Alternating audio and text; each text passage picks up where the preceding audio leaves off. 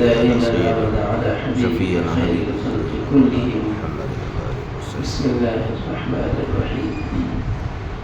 قریش کی آنکھوں کی نیند اڑ گئی، ان کے دل کا چین جاتا رہا. جب غزوہ بدر میں مسلمانوں کی جیت ہوئی، حق کا سر اونچا رہا، اسلام کا پلہ بھاری رہا، پھر سارے عرب میں اس کا ڈنکا بجنے لگا. مسلمانوں کے دل جس قدر مسرت سے لبریز تھے، مشرکین خوف اور مایوسی سے اس قدر لرزا رہے، یہود اور منافقین بھی بری طرح مرعوب ہو کر رہ گئے. قریش پورے 1 ماہ روتے ہوئے گزار دیے. یہ ان کی جو ہے ذلت اور تباہی جو ہے ان سے صحیح نہیں جا رہی تھی، اور 1 ماہ تک جو ہے یہ روتے روتے گزار دیے. جو سردار مارے گئے تھے ان کا ماتم کرتے رہے. پھر ماتم خود ختم ہو گیا، رونا دھونا بند ہو گیا. پھر رونا دھونا کیوں بند ہو گیا؟ کیا انہوں نے اپنے عزیزوں اور لیڈروں پر صبر کر لیا؟ یا یہ ماتم کیوں ختم ہوا؟ کیا اس لیے کہ انہوں نے تقدیر کے آگے سر جھکا دیا؟ نہیں، یہ بات نہیں تھی. قریش ایسے نہ تھے کہ اپنے سرداروں پر صبر کر لیتے اور خاموش ہو رہتے. ان کے سینے ابھی بھی سلگ رہے تھے، ان کے دل ابھی تڑپ رہے تھے. البتہ اب ماتم کا شور نہ تھا، اب آنسوؤں کا طوفان نہ تھا، اب بس خون کا بدلہ لینے کا انہیں دھن تھا. اب بس انتقام کی تیاریاں تھیں. انتقام. عورتوں نے اپنے سر کے بال کٹوا ڈالے، عطر اپنے اوپر حرام کر لیا، نظر نان مان لی، خوشبو نہیں لگائیں گی، زینت کی چیزوں سے دور رہیں گی جب تک خون کا بدلہ نہ دیکھ لیں گی. عورتیں، اب عورتیں ایسا رہے تو اب مردوں کا کیا حال رہے گا؟ عورتوں کا ہی یہ حال ہے تو پھر مردوں کا کیا حال رہے گا؟ مردوں نے عہد کر لیا چین سے نہ بیٹھیں گے، آرام کی نیند نہیں سوئیں گے جب تک بھرپور بدلہ نہ لے لیں گے. ابو سفیان کچھ اور آگے رہا. اس نے قسم کھا لی نہائیں گے نہیں جب تک محمد کو نیچا نہ دکھا لیں گے صلی اللہ علیہ وسلم. نعوذ باللہ. اس طرح قریش کے آنسو تھم گئے، رونے پیٹنے کی آوازیں بند ہو گئی. انہوں نے عزم کر لیا کہ محمد صلی اللہ علیہ وسلم سے جنگ کریں گے، خون کی آگ خون سے بجھائیں گے. اب قریش جنگ کی تیاریوں میں لگ گئے. جنگ جیتنے کے لیے جو چیزیں درکار تھیں ان کا انتظام کرنے لگے تاکہ جلد سے جلد سینے کی آگ بجھے، بے چین دل کو چین نصیب ہو. جنگ سے پہلے جو تجارتی قافلہ شام سے آیا تھا اس کا سارا سامان دار الندوہ میں روک لیا گیا تھا.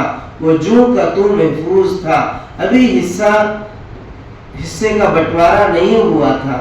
قریش نے آپس میں طے کیا حصے داروں کو بس راس المال اصل سرمایہ واپس کیا جائے اور جو نفع ہو اس کو فوج پر خرچ کیا جائے، جنگی تیاریوں میں لگا دیا جائے. یہ بات تو سب کے دل کی بات تھی، پیش ہونے سے پہلے ہی منظور تھی. چٹ پٹ سامان فروخت ہوا، چیزیں بہت قیمتی تھی، کافی نفع ہوا. حصے داروں کا اصل سرمایہ واپس کیا گیا، بقیہ جو نفع ہوا جنگ کی مد میں داخل ہو گیا اور زور و شور سے تیاریاں شروع ہو گئی. بدر میں ابو سفیان کا بیٹا بھی قتل ہو گیا تھا. اس کا ابو سفیان کو بہت صدمہ تھا. قریش کو بدر میں مسلمانوں کے زور کا اندازہ ہو چکا تھا. اس بار وہ چاہتے تھے بہت بڑے لشکر کے ساتھ مقابلہ کریں. وہ لشکر ہتھیاروں سے بھی خوب سجا ہو. یہ کام وقت کے وقت ہونے کا تو تھا نہیں. بہرحال کچھ دن لگتے. ابو سفیان غم و غصے سے بدحواس تھا. اس میں انتظار کی تاب کہاں تھی. مکے میں 200 آدمیوں کو ساتھ لیا اور محمد صلی اللہ علیہ وسلم سے انتقام لینے کے لیے چل پڑا. مدینے سے کچھ فاصلے پر عریض نامی ایک مقام ہے. وہاں پہنچا تو ایک انصاری اپنے کھیت میں لگے ہوئے تھے، ساتھ میں ایک مزدور بھی تھا.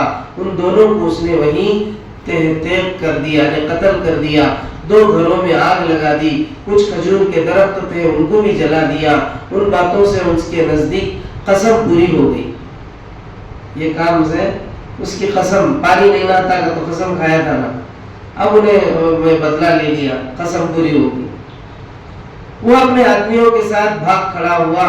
پیارے نبی صلی اللہ علیہ وسلم کو حادثے کی خبر ملی تو ابو سفیان کا پیچھا کیا، لیکن بھاگنے والوں نے ہوشیاری کی، جان خطرے میں دیکھی تو اونٹوں کا بوجھ ہلکا کرنے لگے، ساتھ میں ستو کی بوریاں تھی، ان کو نیچے پھینکنے لگے۔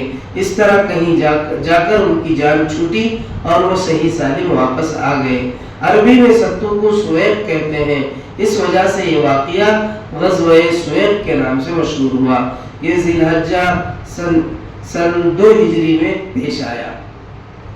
مدینے میں یہودیوں کا ایک بہت بڑا قبیلہ آباد تھا، یہ بنی قینقاع کے نام سے مشہور تھا۔ جہاں یہ آباد تھے وہیں اس کی تجارتی منڈی بھی تھی، سناری کا کام بھی اسی قبیلے میں ہوتا تھا۔ یہودیوں کے بقیہ قبیلے مدینے کے باہر تھے، کچھ تو خیبر میں تھے، کچھ دوسری جگہوں پر۔ آج کل پیارے نبی بنی قینقاع میں الجھے ہوئے تھے، یعنی یہ یہودی بڑے مکار تھے، بار بار کوئی نہ کوئی نیا مسئلہ کھڑا کرتے۔ بنی قینقاع کے یہودی پیارے نبی کے حلیف تھے، طرفدار تھے، صلح ہوا تھا، اگریمنٹ ہوا تھا، آپ صلی اللہ علیہ وسلم سے صلح و دوستی کا معاہدہ کر چکے تھے، پھر بھی اسلام کی ترقی دیکھ کر جلتے، سامنے تو دوستی محبت کا دم بھرتے، پیٹھ پیچھے اسلام کا گلا گھونٹنے کی سازش کرتے۔ مشرکوں سے بھی ان کا سلام پیام جاری تھا۔ بدر میں مسلمانوں کی فتح ہوئی تو ان کے لیے یہ دو رخی پالیسی دشوار ہو گئی۔ اب ان کے سینوں میں غیرت کی آگ سلگنے لگی، دل حسد سے پکنے لگے۔ ان کی عقلیں حیران تھی کہ محمد نے ہم سے معاہدہ کر لیا، صلح اور دوستی سے ہمیں ہموار کر لیا، پھر دیکھتے دیکھتے اپنے دین کو اتنا چمکا دیا، گھر گھر اسلام کا چراغ روشن ہو گیا۔ یہی نہیں، وہ ہتھیار سج کر میدان میں آتے ہیں، مشرکوں اور ظالموں کی ٹکر بھی لیتے ہیں اور اللہ ان کو فتح مند بھی کرتا ہے۔ اس طرح عرب قبیلوں پر ان کی دھاک بیٹھ جاتی، سارے لوگ ان سے لرزنے لگتے ہیں۔ یہودی بھلا اس کو ٹھنڈی آنکھوں کیسے دیکھ سکتے تھے؟ یہ تو ان کے لیے خطرے کی گھنٹی تھی، اب وہ کھل کر سامنے آ گئے۔ ریا اور نفاق کے نقاب انہوں نے اتار پھینکی، اب وہ مسلمانوں کے لیے ننگی تلوار بن گئے، کھلے بندوں ان کی مخالفت کرنے لگے، لوگوں کو ان کے خلاف جوش دلاتے، اشعار میں ان کی ہجو کرتے یعنی برائی کرتے، کڑوی کسیلی باتوں سے ان کا دل چھیدتے۔ مسلمانوں کا، نبی صلی اللہ علیہ وسلم کا غرض انہوں نے معاہدہ کی کوئی پرواہ نہیں کی، معاہدہ جو کیا تھا اس کی کوئی پرواہ نہیں کی، صلح کا کوئی احترام نہ کیا۔ پیارے نبی نے یہ رنگ دیکھا تو ان کو جمع کیا، نہایت محبت اور دل سوزی کے ساتھ انہیں خبردار کیا۔ یہودی بھائیوں، بخدا تمہیں یقین ہے میں اللہ کا رسول ہوں، اسلام میں آ جاؤ، ایسا نہ ہو کہ بدر والوں کی طرح تمہارا بھی عبرتناک انجام ہو۔ لیکن وہ لوگ تو طاقت کے نشے میں تھے، آپ کی اس تنبیہ پر کوئی دھیان نہ دیا، اکڑتے ہوئے جواب دیا، محمد دھوکہ نہ کھانا، وہ ناتجربہ کار لوگ تھے جنہیں ہرا دینے پر تمہیں ناز ہے، ہم تلواروں کے دھنی ہیں، ہم میدان جنگ کے شیر ہیں، ہم سے معاملہ پڑا تو ہم دکھا دیں گے لڑائی کس کا نام ہے۔ یہودی فخر سے، گھمنڈ سے جواب دینے لگے۔ یہ عہد شکنی اور دشمنی کا کھلم کھلا اعلان تھا، یہ مسلم طاقت کے لیے ایک زبردست چیلنج تھا۔ اب مسلمانوں اور یہودیوں کے تعلقات بگڑ گئے۔ پیارے نبی صلی اللہ علیہ وسلم نے مجبور ہو کر جنگ کا فیصلہ کیا، ان کے گھروں کو گھیر لینے کا حکم دیا۔ اشارے کی دیری تھی، مسلمانوں نے ہر طرف سے انہیں گھیر لیا، عاجز ہو کر انہوں نے ہتھیار ڈال دیے۔ مسلمانوں نے کہا انہیں قتل کیا جائے۔ عبداللہ ابن ابی ان کا حلیف تھا، منافقوں کا سردار تھا، یہ ان کے لیے سفارش کرنے لگا، اللہ کے رسول انہیں قتل نہ کرائیں، یہاں سے جلا وطن کر دیجئے۔ اس کے شدید اصرار پر آپ صلی اللہ علیہ وسلم راضی ہو گئے، فرمایا 3 دن کے اندر اندر یہ مدینہ خالی کر دیں۔ یہاں پھر ایک منافق ان کے قتل میں دخل انداز ہوا اور اس نے بار بار اصرار کر کے قتل سے نبی صلی اللہ علیہ وسلم کو روک لیا اور انہیں شہر بدر کرنے کا حکم دیا۔ یہ یہودی مدینے سے چلے گئے، ساتھ میں بال بچوں کو بھی لے گئے، جتنا مال و سامان لے جا سکتے تھے وہ بھی لے گئے۔ شام کے علاقے میں ازرعات ایک مقام ہے، وہاں جا کر یہ بس گئے۔ یہ 700 آدمی تھے، ان میں 300 زیرہپوش تھے۔ بنی قینقاع جلا وطن ہوئے تو اس کا بڑا اچھا اثر پڑا، لوگوں کے دلوں میں مسلمانوں کا دبدبہ بیٹھ گیا۔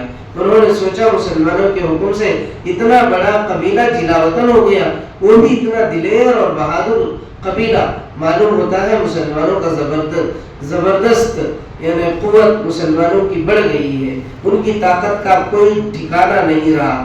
آس پاس بنی نذیر، بنو قریظہ کے قبیلے آباد تھے۔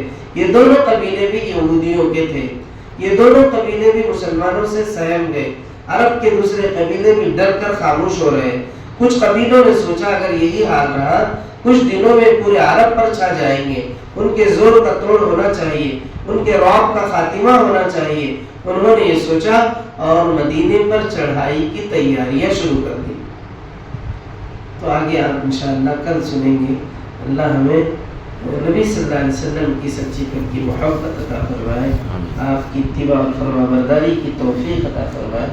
سبحان اللہ بحمدہ، سبحانک اللہم بحمدک، واشہد ان لا الہ الا انت، واستغفرک واتوب الیک۔ سبحان ربک رب العزۃ عما یصفون۔